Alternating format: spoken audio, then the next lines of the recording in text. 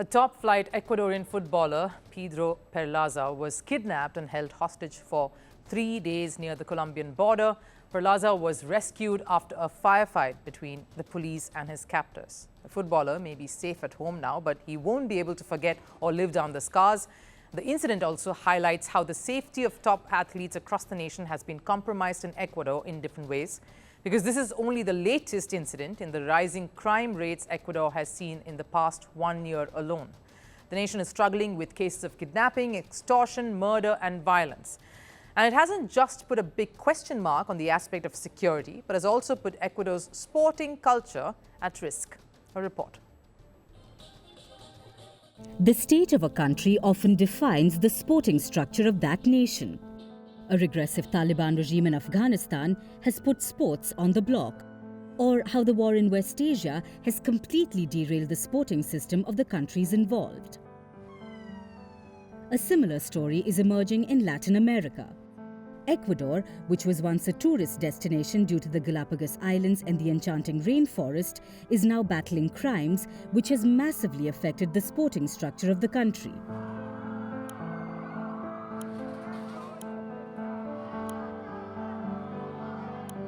Footballer Pedro Perlaza's kidnapping is the latest in the sea of crime in Ecuador. The Ecuador international, who helped the country qualify for the 2022 World Cup, was held captive for 3 days. He was freed by the police, but not before he was abused by his captors.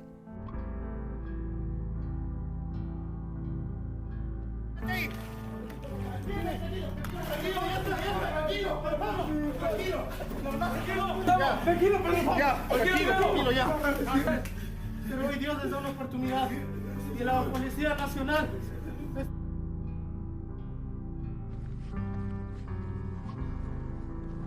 Quien se encontraba en calidad de secuestrado desde el día de sus familiares.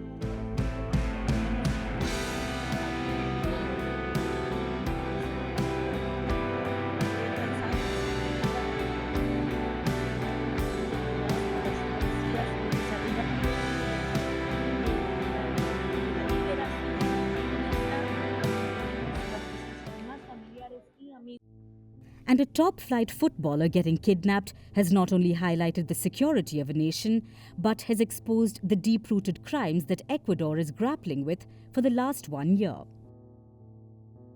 The country has seen over 8,000 deaths due to violent crimes since 2023. This is 8 times more than the 1,000 cases it saw in 2018. Homicide rates have gone up from 6 per 100,000 inhabitants in 2018 to 47 per 100,000. This is the highest in all of Latin America. Much of that nightmare has been fueled by the increase in drug trade. And the reason behind this is Ecuador being sandwiched between Peru and Colombia, 2 countries that have failed in combating drug trafficking. And the price of Peru and Colombia's failure is being paid by Ecuador. So if the situation of the nation is such, its sporting structure is bound to suffer. Because the amount of crimes happening in the country has jeopardized sports. Earlier this year, 9 people were killed and 10 others were injured after gunmen opened fire on a group of people.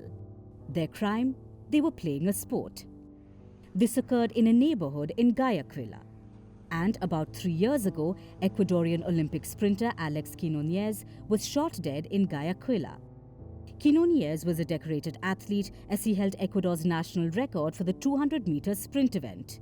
He even finished 7th at the 2012 London Olympics while competing alongside Usain Bolt. So if an athlete as big as Quinonez couldn't find security in the country, how will anyone else? The violence hasn't just put athletes' safety in jeopardy, but has also affected sporting events. Even when the crime rates in the country were comparatively low in 2012, George Michael Murillo, a 19-year-old, was killed by a gunshot to the head. He was part of a fan confrontation that happened between Ecuadorian clubs Barcelona and Emelec. Violence in Ecuador can hamper their sporting culture. The irony is that in the same continent, we've seen neighboring countries like Mexico use cricket in their prisons to get prisoners to pick up a different skill set and learn life lessons. Why can't Ecuador employ sport as a means to control crime?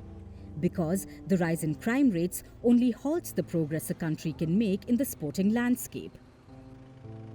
We've seen how terror attacks in Pakistan have raised concerns over their hosting rights of the ICC Cricket Champions Trophy, or how the war in West Asia has prevented global stars from traveling to Israel, Iran or Lebanon. Is Ecuador heading that way? Well, it won't be helpful for a nation that's on the rise in their primary sport, football. They are third in the South American World Cup qualifiers, just behind Argentina and Uruguay. They are eyeing their fifth World Cup qualification. The footballers are dreaming of shining at the world stage. And this latest incident involving one of their football stars is only bound to put a roadblock in those dreams.